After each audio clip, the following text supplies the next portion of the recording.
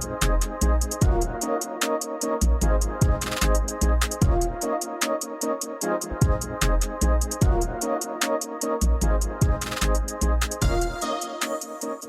and welcome to the High View Podcast, episode 47 of season 2.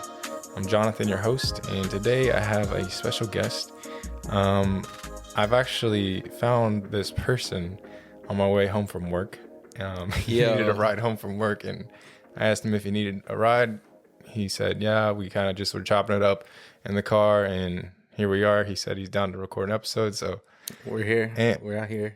His name's Ant. No, this is Anthony. He's actually my uncle. My guy's wild right now. I can't even take this thing serious. No, this is Anthony. He's a good friend of mine.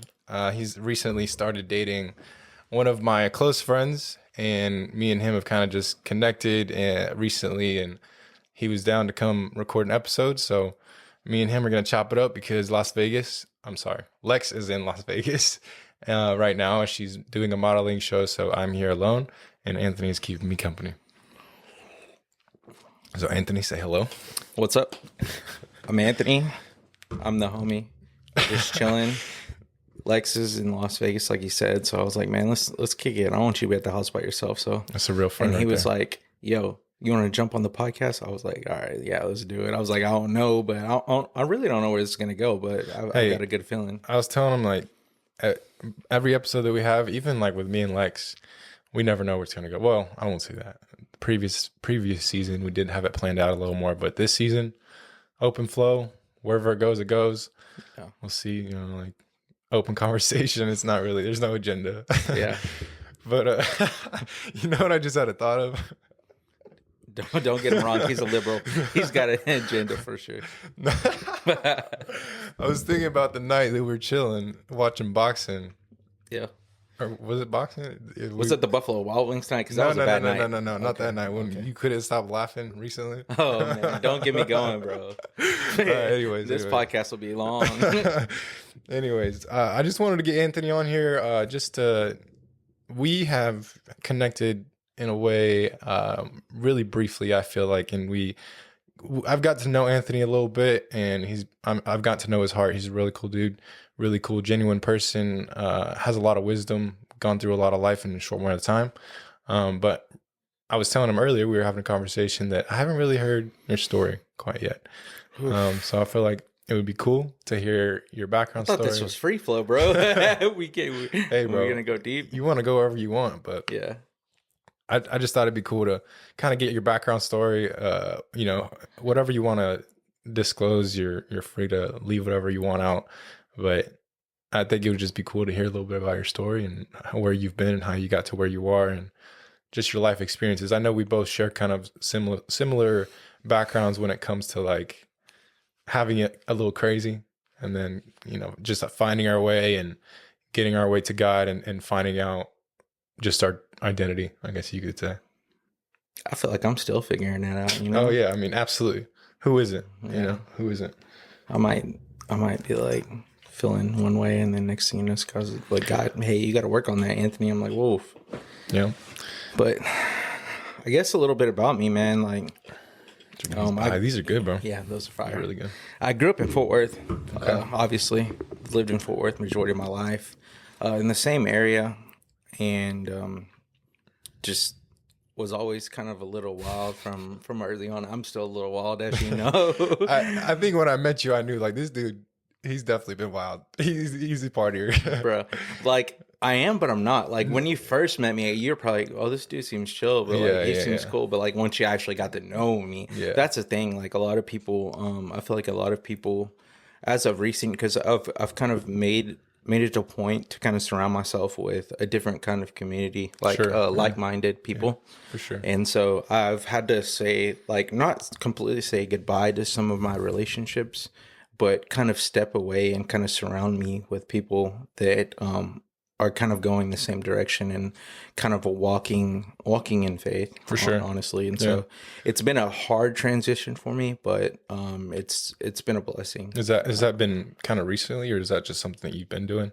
I think it's been something that's been kind of ongoing, but it's something that the Lord has kind of opened my eyes with. Yeah. Because I would, I'd kind of hang out with a group of friends, and I was like, man, it's just not the same.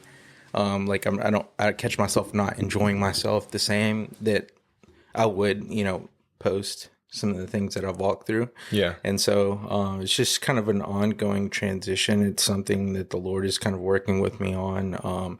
And I'm working on my heart posture as well, as far as how to navigate, because I still love these people. Like I still love my friends, and they're not bad people. It's For just, sure, yeah.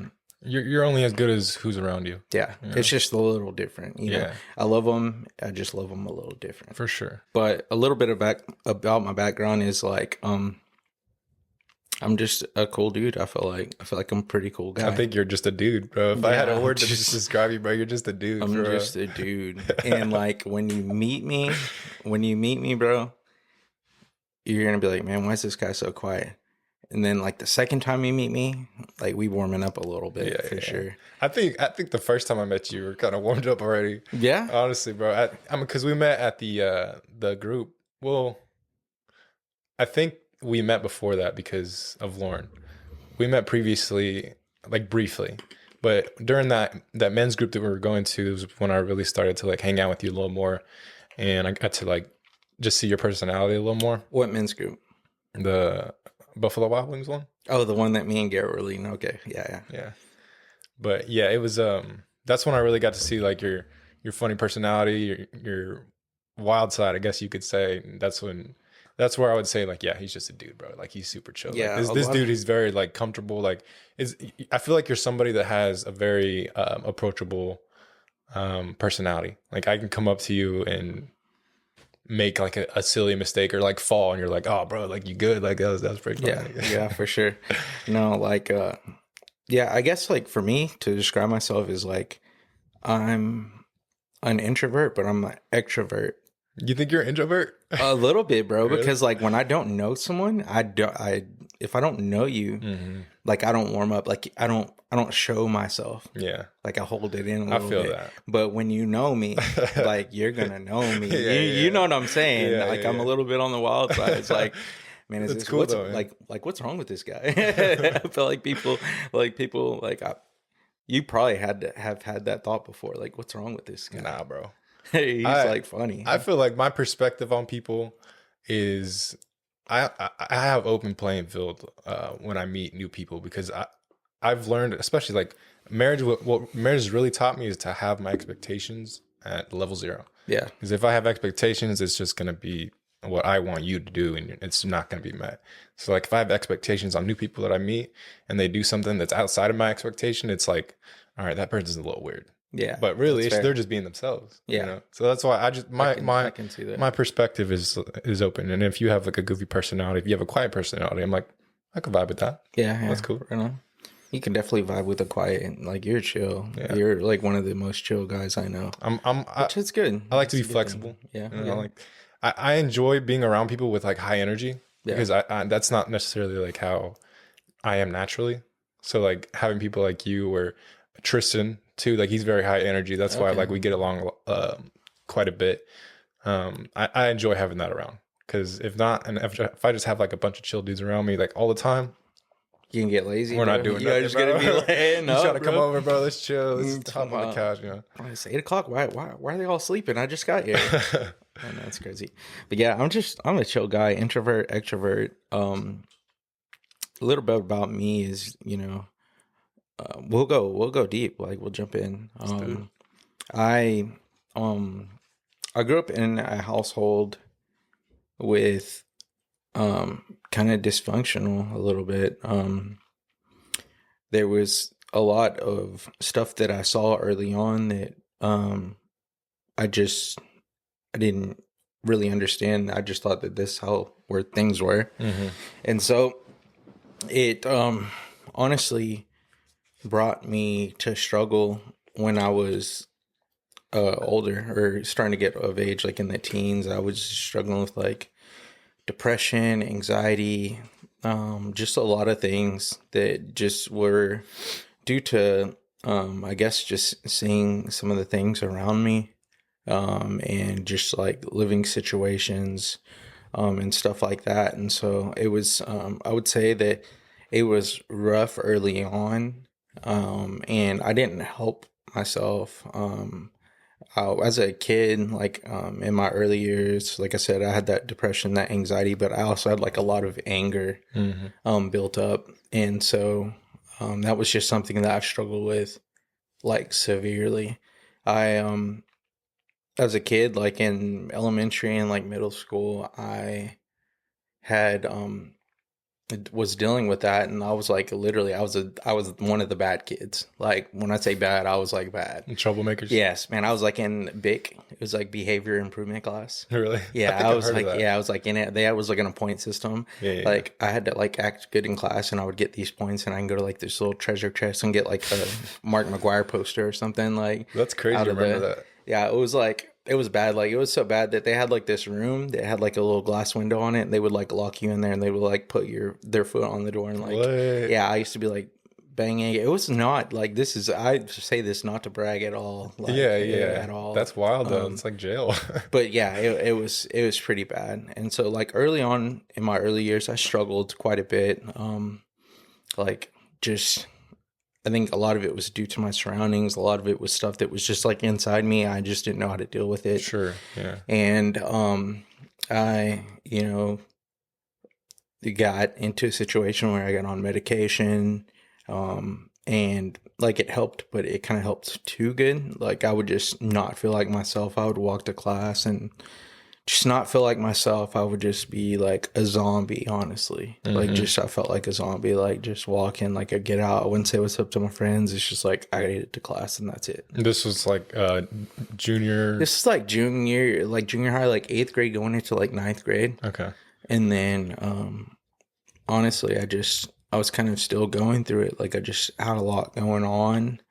And I was just walking through all kinds of crazy stuff. I mean, I was a kid. I didn't really know how to deal with my emotions. I didn't know how to deal with like the things that were on my mind. And I felt like I was, I would go through like, I would go to like these counselors and stuff, and I would like go that, and they would just like say the same thing, like take 10 deep breaths, or, count like the things that you think. But like as a kid, like that stuff, I feel like in my heart, it doesn't really help. Like, you just have so many things. It's kind of like a one size fits all thing. Yeah. It doesn't really hit personalities. Yeah. It was just one of those things. It's like, man, I wish I would have found the Lord earlier than I did. Like, because like as a kid growing up, like, my grandmother, she would take me to church, and we would go to like Catholic church, and it was just like really, like, it was just like the word, but it was like straight, and like, I don't know how to explain it. It was just, as a kid, I really didn't understand what they were talking about, because it was very straightforward, like straight from the Bible. Yeah, I know. I've been to Catholic church before. And so it was like one of those things. So like I had this relationship with God, but my relationship with God early on, like into like my teens and like my early years, it just looked like, hey, God, like it would be me praying, and that would be about it. Like, I would talk to God, I would have, say my prayers, and I wouldn't like really get in the word or anything like that. And that's just being honest. I would just have these talks with God, or, cry out to God, or just be frustrated about certain things that were going on in my life. And it was rough, honestly. It wasn't like early years into like teens and like 20s.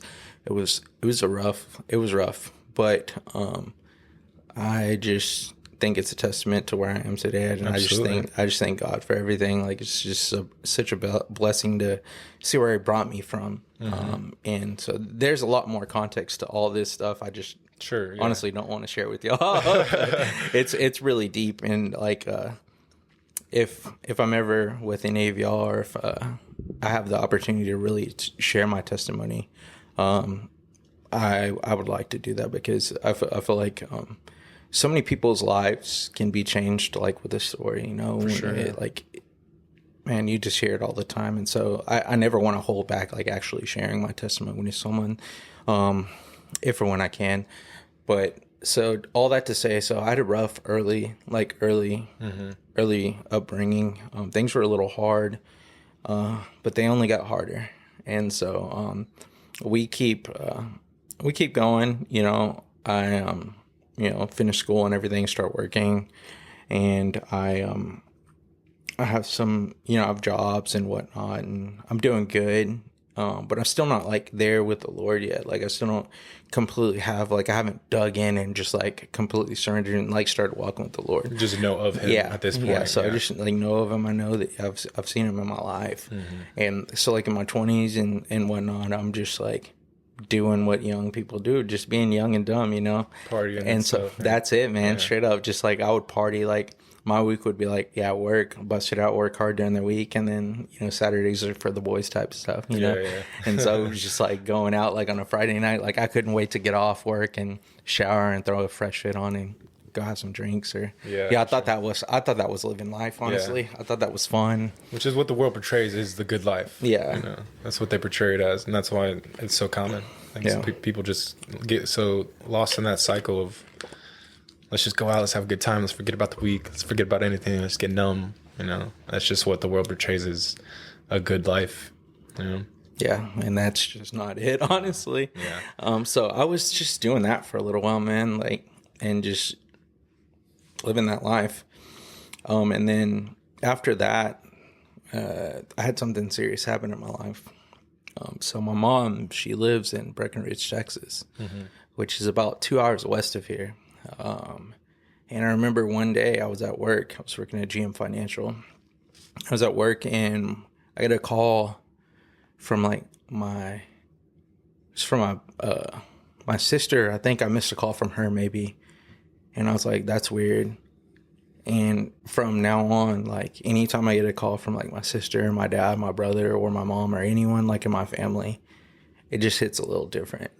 So got a call from her and I was just at work. I was like, man, what do you need? Like, she'll text me if it's important. Then I see my brother call and I'm like, something's up. Yeah, like something's up. And so I remember he called again, and when he called again, I answered it. And they were doing some kind of meeting or something at work, and then like I wasn't in the meeting for some reason or another, but he calls me. I call him back, and he's crying. Like he's hysterically crying. And he says, Mom's being care flighted to Fort Worth. Like she was unresponsive. We don't know what's going on. I could barely understand him. He was just hysterical, and like honestly, I just feel like it was yesterday when I got this call. And so like I suffered from anxiety and depression and stuff, and so like boom, like it hit like I don't even understand, like I can't explain it. It was a feeling that was just undescribable. Yeah. And I just started getting emotional. I was shaking. I couldn't keep myself together. One of my supervisors saw me and he was like, what's going on? I couldn't even get a sentence out to tell him what had happened. And so they take me away to this room and just like give me some water, and like I tried to calm down. My dad called me and he said, hey, everyone's coming to the house. You need to get to the house. At this point, my dad and my mom are separated. They're not together. Okay. My mom was married to my stepdad, and he kind of we were just separated. So I was like, I'm gonna go to my dad's. My dad's gonna kind of hold this thing together, try to be strong for us, like with all this stuff going on. So did your dad live in the same town that your mom did? Or? No, my dad was in Fort Worth. Okay. He was in Southwest Fort Worth. Yeah. And so I'm just sitting here waiting or like trying to calm down. Honestly, I was a complete wreck. I was shaking. I was like, man, I don't know how I'm going to get to my dad's to be able to go to the hospital. Because at this point, they're care flighting her from Breckenridge to Fort Worth. And so to Harris and Fort Worth downtown.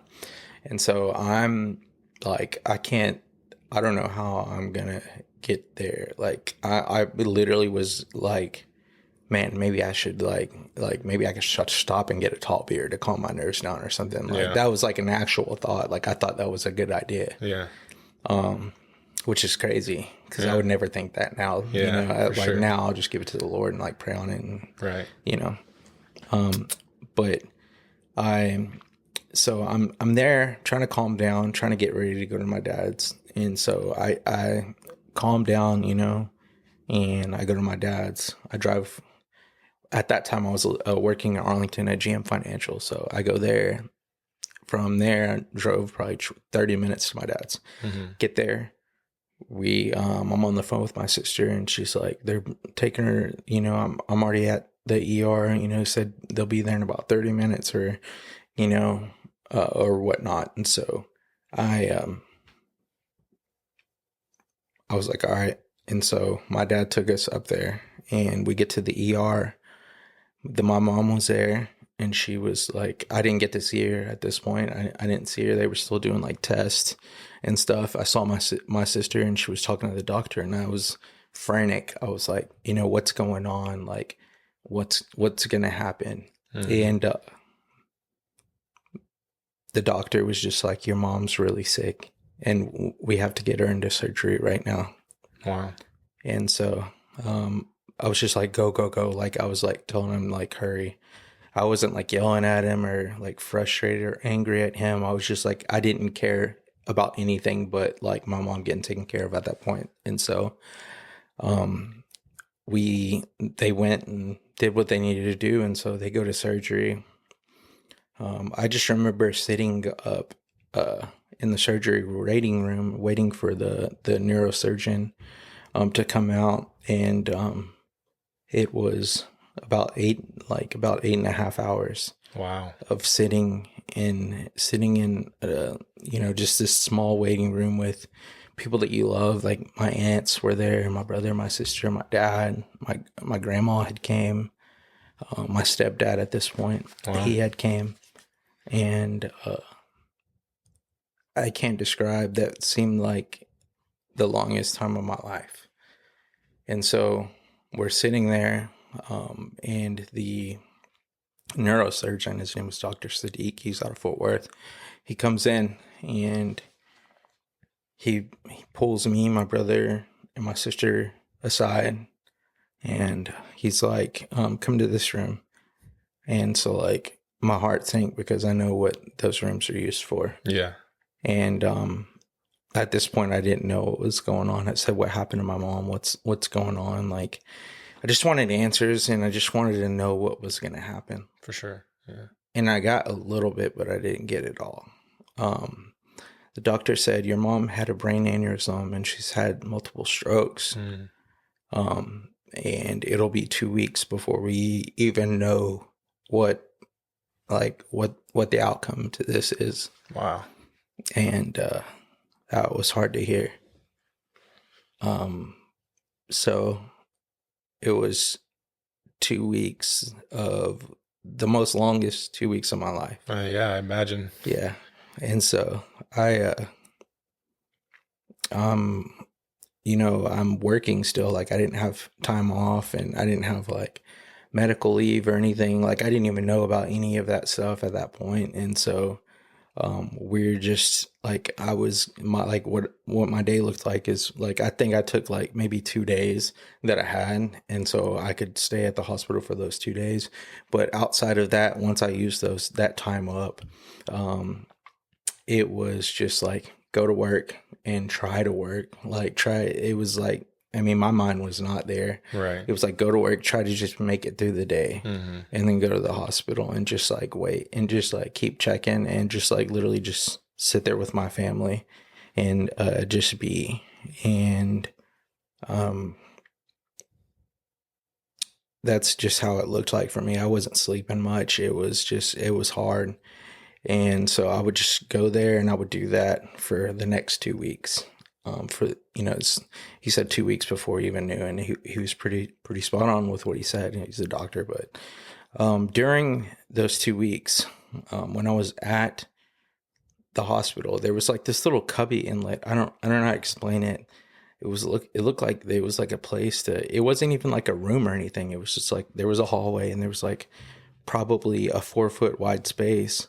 It looked like maybe a spot for someone to like set their laptop on. There was like a little counter, but there was no light or anything. But like there was this little space. It was like a little dark, like in cutlet. It was like maybe 4 feet by like 3 feet. It wasn't big at all, but it was like a space away from the waiting room. But it was like right before you could get into the ICU. Right. And so I would just I would go to this little inlet like during this whole time, and I would just sit there and pray. And I was just like, my prayer was just like, please, Lord, like I was just begging for him to just make a way. And then it went from, you know, please, Lord, just make it a way to like, I know no matter what, like the good or bad, look, no matter what, everything's going to be all right. And there was like a peace in my prayer. Like at some point, this is probably like a weekend or so, that was like, no matter as bad as it gets, like if this is it, that it's going to be all right. Like I'm going to be all right. And I'll figure it out. Like, and so it's a pretty bold prayer. Yeah. Like to stay in that position. And that's, I stand on that till this day now. Like, it came from being like even at this point, I would say that I was like an immature Christian. Like I wasn't like really in the word too much, you know, I was just having these, prayers, but we're getting there. For sure. Yeah. So it's a daily walk. No, I'm talking about we're getting to the turning point. I got you. We're warming up a little bit. Yeah. Gotcha. And so, I was just praying these prayers, like, and it was just me. Like it would just be me. I'd be in there in tears, saying this prayer. And I remember it was a Saturday. Doctors came out and they were like, "Hey, you know, we're going to start trying to wake your mom up and kind of, you know, take her off. We're going to take the breathing tube out." Because she was intubated for 2 weeks.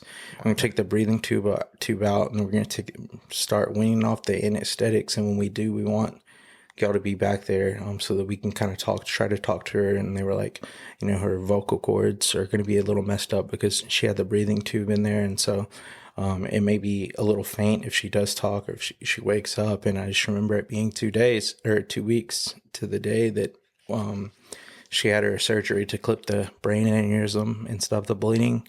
And we walked back there, and my mom was awake, and like I can see her eyes open, and I was like, oh my gosh. Like I just didn't understand. I didn't know what to say. I didn't know what to think. And the doctor was like, "Do you recognize these people?" And my mom looked at me with a faint voice, and she said, "Anton." And when she said that, I had a feeling come over my body that I just can't describe. And when people say that, it's like I believe it and I understand it now from having to go through that. And I couldn't do anything, man. Like, sorry, I'm getting a little emotional. Good, man. No worries. I couldn't do anything, but I went back. I went back to my little cubby hole, dude, and I just thank God. Wow. And I just broke down like I never have, and I think that was honestly it was just so powerful to see God move, and like to see that whole situation, everything that had happened. The doctors said 99.9%. Like, I think it was like a 0.1%. It was very, very, very rare that anyone lives from a brain aneurysm ever, period. Wow.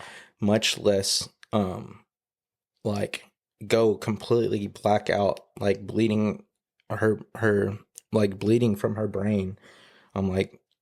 And make the care flight to Fort Worth and then undergo surgery, like just literally walking miracle. Yeah. It's a long time. And so, man, it's just, that was just honestly a turning point in my life. that was a moment that I'll never forget and I'll never take for granted. And so like my mom, she's alive now. Wow. By the grace of God. And she's doing okay. I hope, along with my brothers and sisters, we kind of help take care of her, but this story goes a little further. So we get her out of there, and then we get to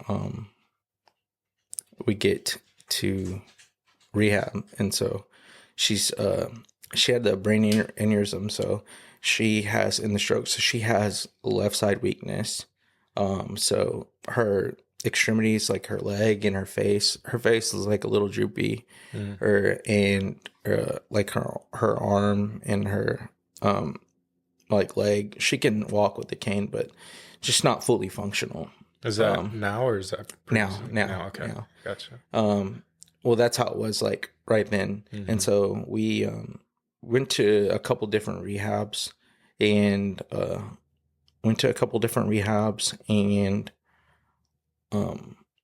she got stronger, but she still just wasn't kind of like strong enough to do everything on her own. She was kind of on her cane and stuff. And so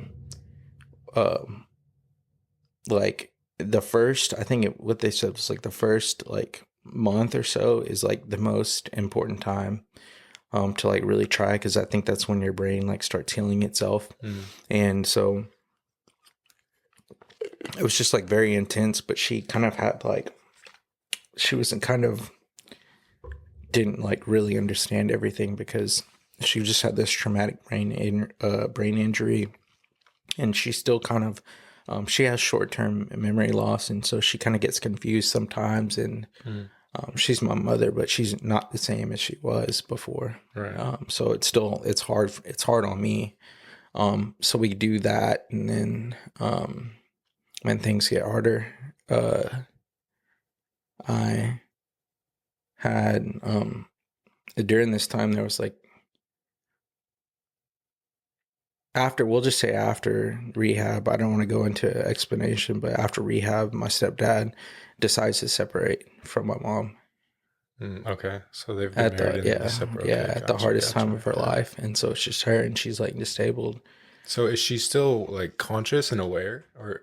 Yeah, she still understands. She can have a conversation and everything. She just has like memory loss. Yeah, she'll like forget. She's forgetful. Like, so if I talk to her about something or about an appointment that she has for a doctor, and then she may or may not remember it like in 2 or 3 days. Okay. And dude, that's impressive. Yeah. The fact that she's still like cognitive. Yeah, she still can have a conversation, still can joke around and everything. And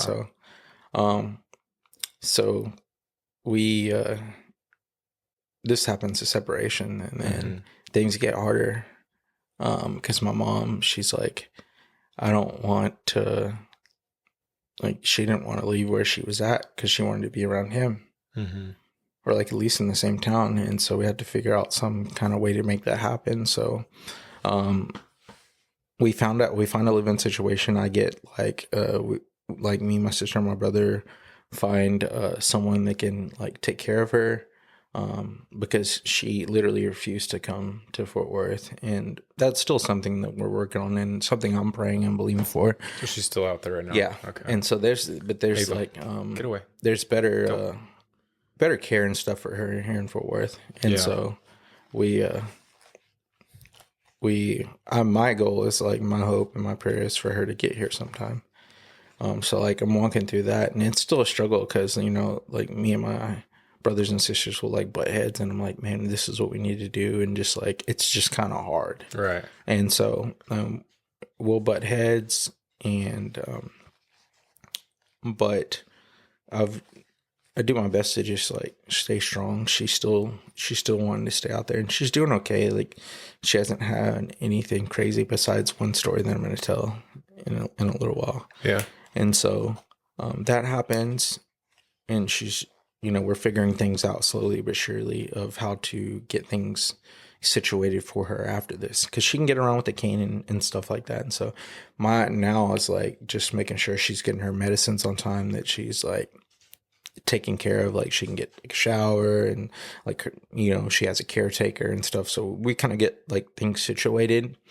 And everything's going okay. She's still kind of fighting like this depression and anxiety, like it's just constant anxiety because I don't know if she's scared that it's going to happen again, or, I could only imagine going through something that traumatic. Yeah, I'm sure it leaves, I mean, it leaves trauma on your actual body, I'm sure. But, I mean, so we're still like situating that. And so everything's okay for a while. And then next thing you know, she's like, I found out she was like driving, which I'm not there, so I can't like control her. And she's like driving, but she's not getting in trouble. Like obviously she's getting around like somehow, like, and like not hitting anyone or anything. She's crazy. Not supposed to be driving right now. The doctor said it was okay. And with that left side weakness, she doesn't have full function of her, her arm. It doesn't take much. Like you would think common sense, right?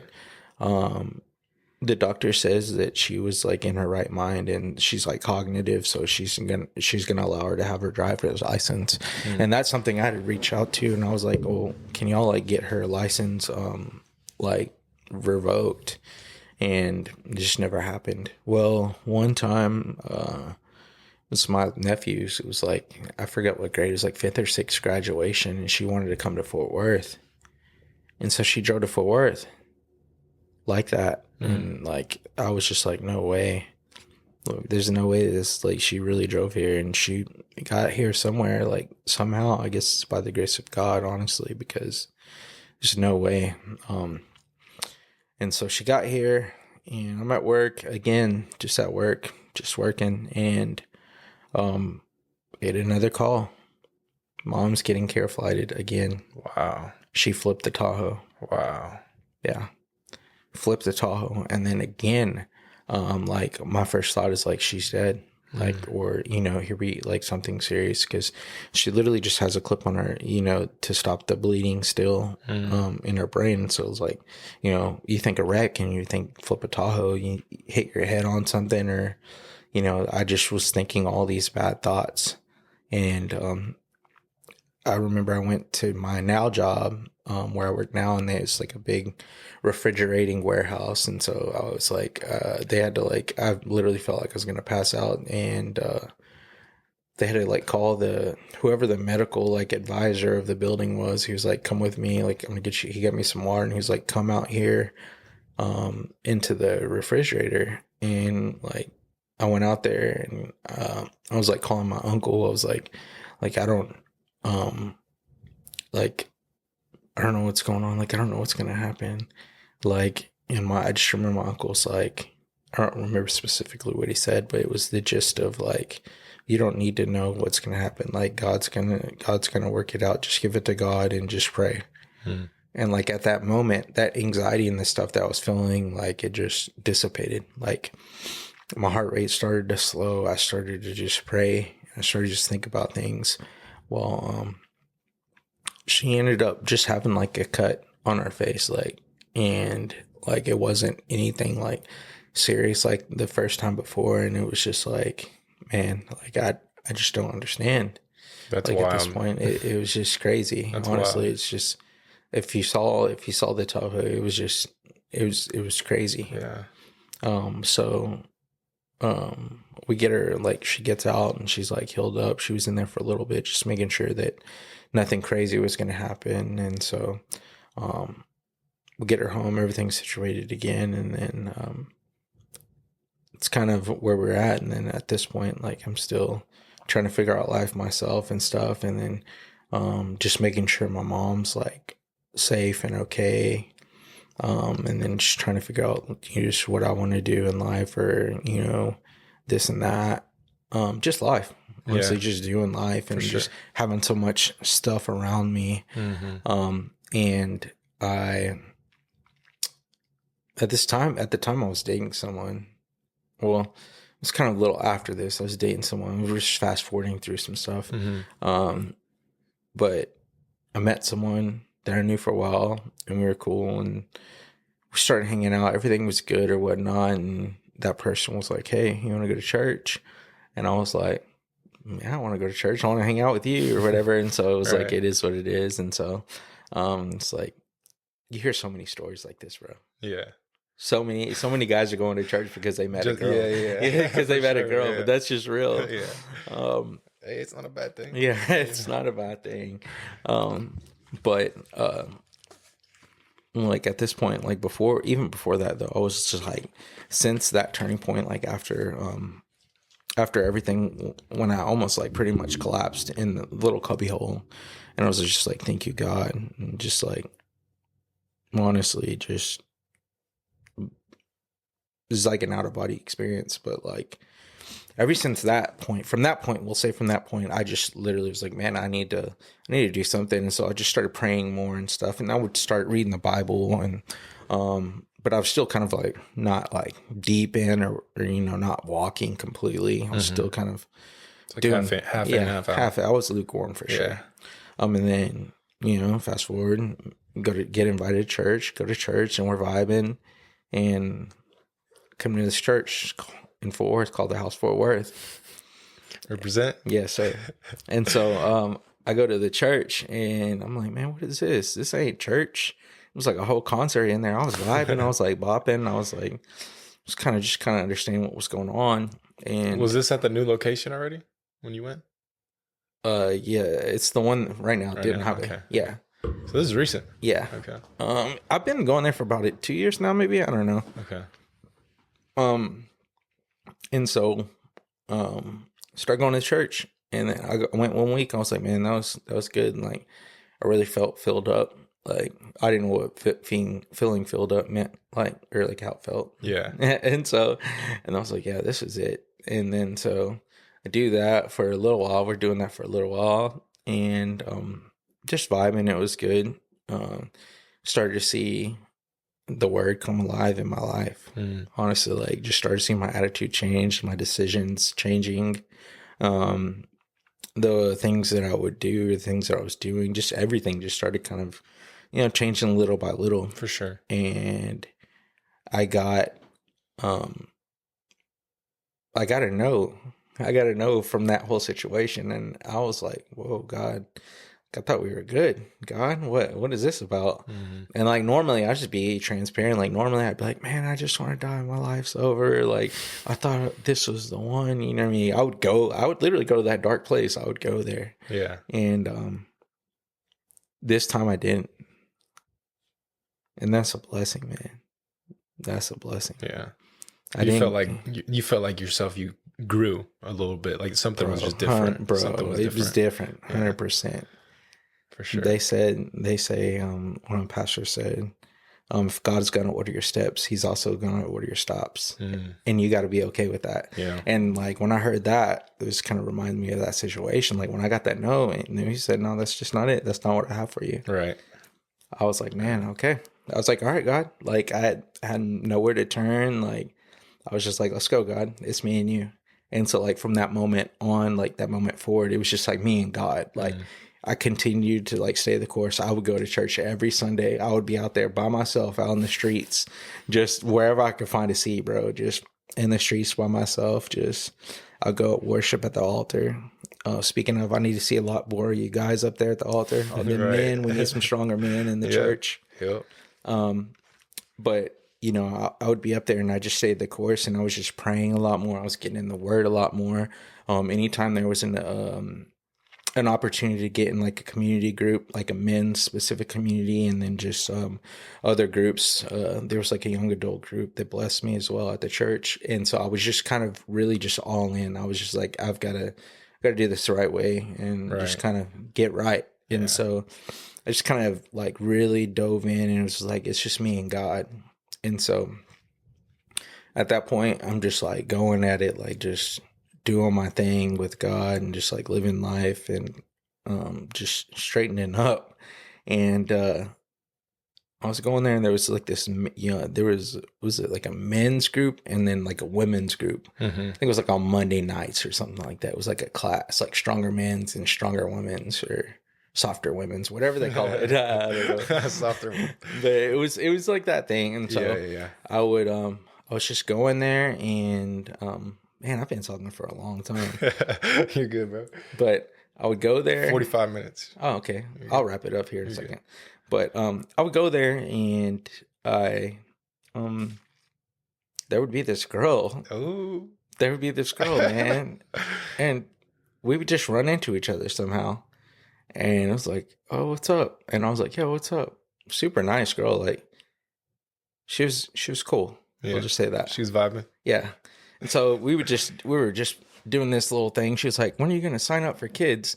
Or she's trying to get me to serve kids. And at this point, like, I was just going to the church. I was just all the way in, but I wasn't serving in like any facet, or like, I wasn't just about that life or anything at this point. I was just like, it's me and God. And so, ran into her, and then nothing. Like, I was just being shy, honestly.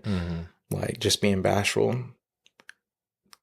And then it just like there was like a point to where like we just keep running, like after this whole group, and like after that couple of times, just run into each other, bro. I was like, what is this?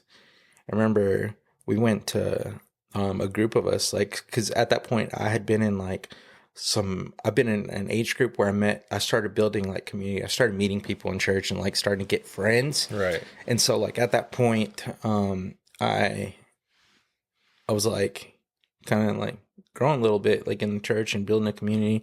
So we were leaving church one day, and someone was like, I don't remember exactly how it happened, but I think she asked me, or no, it was one of our other friends, like, hey, we're all going to go to Taco Chon. Like, you want to come eat some tacos with us?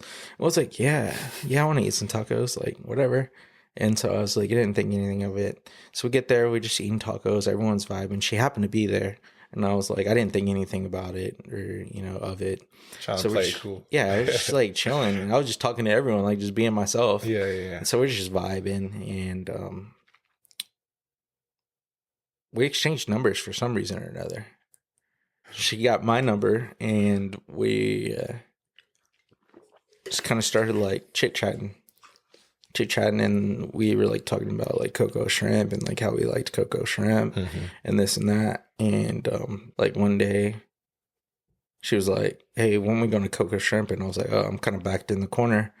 And then she was like, we're going Friday. She was like, I think she told me, or I told her, I was like, I'm not gonna like ask you out or anything like that. She's like, all right, we'll make a compromise. Like, you could hear this, right, from her. Like, yeah, well, let's make a compromise. Like, let's make a deal. Like, I'll pick the day and you pick the place or whatever, or what we do. And at this point, it wasn't called a date. It was like, we were literally just talking about hanging out. Yeah, super casual. For sure, yeah. Super cash. And so we go, it's like Friday. She's like, Friday, I'm free. I'm like, man, be honest, I was like free the whole time. Like, we could have went whenever. I was like, I wouldn't do anything but church and just like hanging out with fam and stuff like that, and just staying kind of a little low key. And so she's like, Friday, and I was like, all right, well, we're always talking about cocoa shrimp, so let's just go to cocoa shrimp.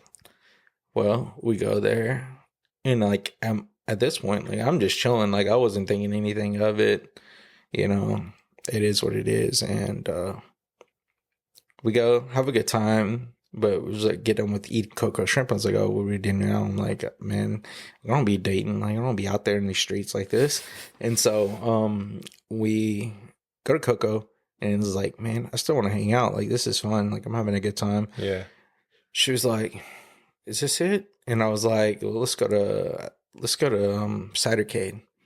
So we whip out the Cidercade. We'll play some games, and I won a lot. She's not going to be happy with that. Like, hey, till this day, bro, till this day, we struggle with this. We try to like just like be happy for the other person now. It's not like I beat you and you lost. Like, it's like we compliment, we flip the script. And it's like, oh, you did really good. Like, just, even if you don't want to say it, you got to, right. Compromise. But, get done with cocoa shrimp, and so it was like, all right, it's like, I want ice cream. Of course, she wants ice cream. Bro, I always wants the sweets. Bro. And so we go to Melt. Get a little ice cream. It was good.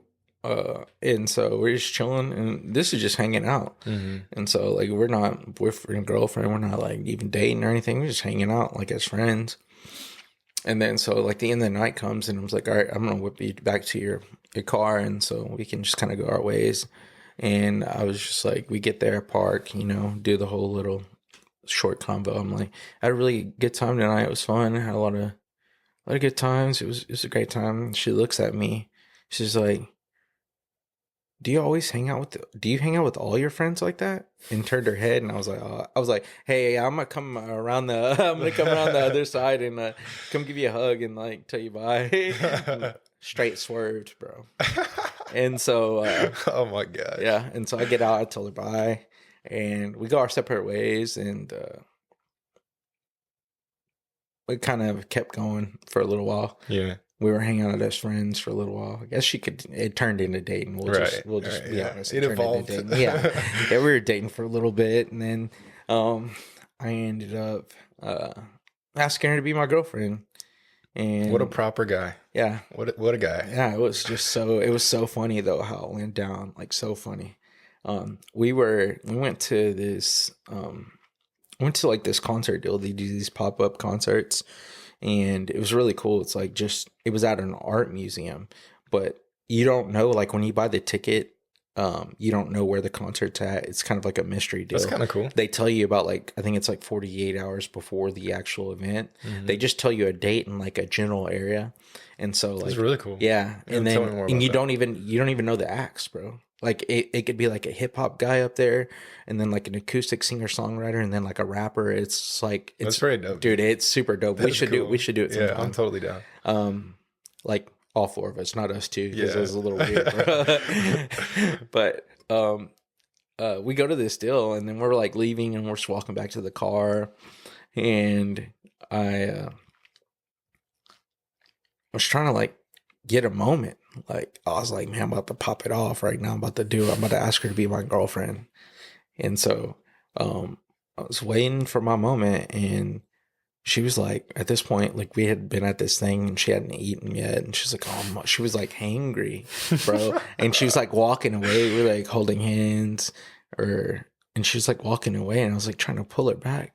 She's like, come on, like, I'm hungry. Let's go. Why are you walking so slow? She thought I was being weird, low key. She thought I was being weird. And so then I just like pulled her back, and I was like, said what I said, you know, little Riz.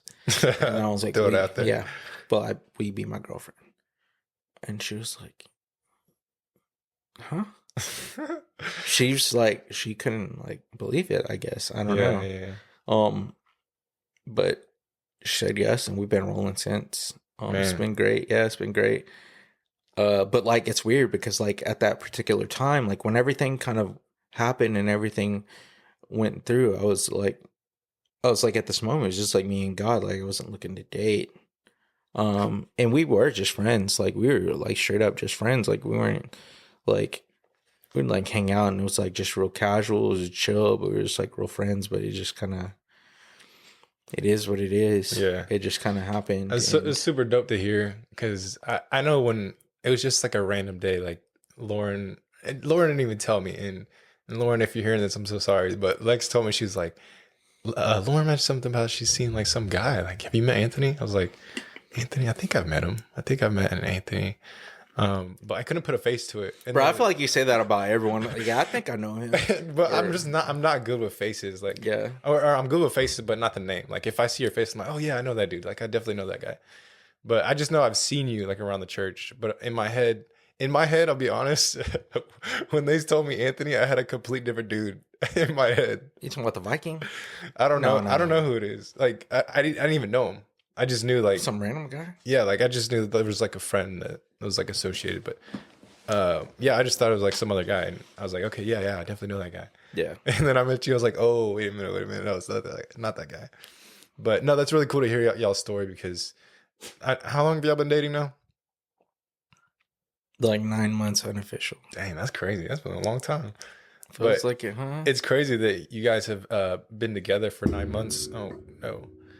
Yeah, I've been together for 9 months, and we've been talking. We just got back, being you and Lauren and Lex, from EXO Marriage Conference, and we just had the most incredible weekend about just being really intimate with each other and having a relationship with each other, and how to have a relationship with each other and stuff like that. But even then, before that, you guys have already had like such a good chemistry with each other, and balance each other so well. And I know, like, I've known Lauren for a while. I kind of had a feeling that this was coming soon, so it's just really exciting to see you guys finding each other and just being so good with each other. But we'll save some more details for when Lauren is actually here, and Lex.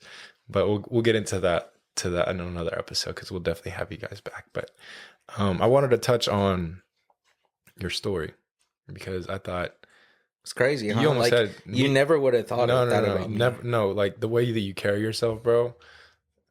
Like, now that you told me your story, I definitely see how you can carry yourself in such a bright demeanor, and you just have like a love for life right now. Like, you have a high on life right now. And first of all, like, thank you for being vulnerable and sharing that, because it definitely takes some guts to share that and be open like that. But you almost had me crying, bro.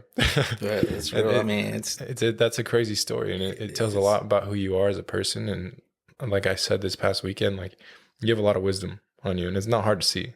It's easy to see that you carry a lot of wisdom with you, and you don't always speak it, like, to begin with. Like you said, like, once you get comfortable with someone, that's when you really get to know me. But even like in the first initial meets of us hanging out at the men's group, like, there was already like wisdom just popping off. Like, who is this dude? How does he, like, what is his story? Like, I'm kind of interested. But it's really, really cool. And I know that story is really going to touch someone. It's really going to help somebody that's in a tough situation. Because to be on the other side of that to go through that is one thing, but to be on the other side of that and still holding your head high. Bro, it's a testimony. Story, like, it's all by the grace of God. Yeah. Like, to see the person I was, like, from the younger years to the person I am now, like, even the person that I was, like, thinking when I was, like, living life, like, I was living life my way, like, just partying and just being young, but, like, thinking that was actually living life, which is honestly, if you're listening to this or you're watching this, it's not it. It's not it. It's honestly not it. Dead end. It's cul-de-sac. It's like culture, like, makes it cool to, like, have, like, this party lifestyle, or just, let's get lit, or let's just party, and it's just not it. Like, nowadays, I'd rather just, like, do this, like, kick it with some people, or just go out. Like, you don't have to have drinks or do any of that to have fun.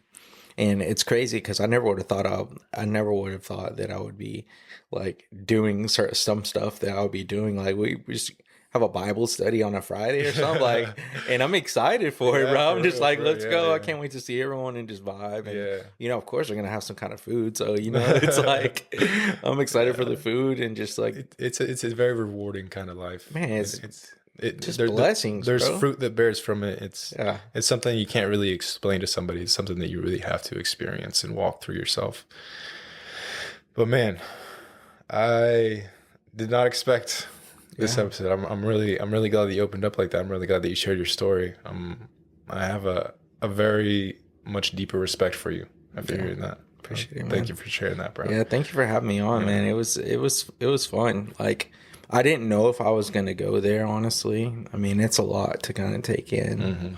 It's pretty deep, and I didn't know if I wanted to share exactly, but I mean, it is what it is. Like, if you ask me something, I'll just be honest with you. And I feel like that's a good way to help people, is like being able to, like, give a testimony. Because at the end of the day, everyone goes through things. You don't know what someone might go through or what they're currently going through. So, like, your story may, like, help someone in some kind of way. And, like, I always tell all my friends, or, like, just anyone in public, like, or just anywhere, I'm just like, man, like, if you need anything, like, always reach out to me. Like, I don't care, like, what time it is, or, like, it doesn't matter. Just like call me, like I got you. And like some people will say that and just be like, you know, you hit them up and like you might call them 3 or 4 times. Yeah. And it's like they didn't answer. It's like I thought this person got me, and like, but like when I say that, I genuinely mean it. Like it doesn't matter. Like if I need to come get you at like whatever time, or like if I need to show up to your house to just chill in the living room and talk to you until whenever, even if I got work the next day, like I'll put a day in, or I'll just call in sick or something. Be like, hey, I you know, I'll make something up. I'll just be like, or I'll just straight up tell them, hey, I'm not gonna be in. Like I had something come happen, you know. Yeah. And so like I genuinely mean that, and I just, if my hope from anything is like, I hope that people just make it a point to help others and just love others, because that's what we're called to do. And I always ask people how they're doing. That's like one of the things that I do. Like I'll text you, or I'll just text, hey, how's your week going? How's your Monday? Or what's up? You know, just touch base. I just make it a point, because like I said, you don't know what anyone's going through. And I even tell people in public, bro. One time I was at 7-Eleven, I asked this lady, I was like, how are you doing? Or she was like, I was like, excuse me. She's like, oh, you're good. I was like, how are you doing? And she was like, she was down. Like I could feel it. And she wasn't like, she was somewhere.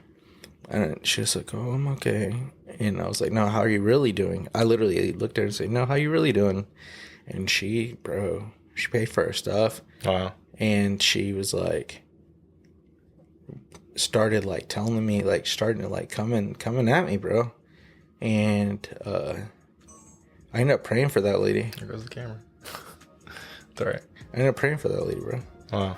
And she was like, she had a bad day, but like, so many times you ask people how they're doing and they really won't tell you. They'll just kind of like, oh, I'm good. Oh, yeah. It's okay. Yeah. But like, I always try to make it a point to really understand how people are doing, because you never know if that's an opportunity for you to share, for you to speak into someone's life, or for you to pray for someone. It's just like, I never want to miss that. Yeah, you're absolutely right. There is power in testimony, and I know your testimony is definitely gonna help someone that's listening to this, and it's gonna be powerful. I think this episode was very powerful. It definitely had something on it, and again, thank you for opening up like that. And we're at over an hour now. Oh man, over an hour. So it was a good episode. I hope you guys enjoyed this episode. If you're watching on YouTube, you can't see me right now because our camera just died, but I'm still here, right here next to Anthony, and I'm still hungry. We're about to go make some steak dinners. Some dinner steaks. We're about to go make some steaks and just chill the rest of the night, and yeah, we're just gonna vibe. Yeah. Thank you for being on the show, bro. No problem. Definitely have you and Lauren back on here. Yeah, let's do it. But appreciate you, dog. Nah, peace out, bro. Much love, dog. Until then, see things from a higher view. We'll see you guys soon. Peace out. Peace.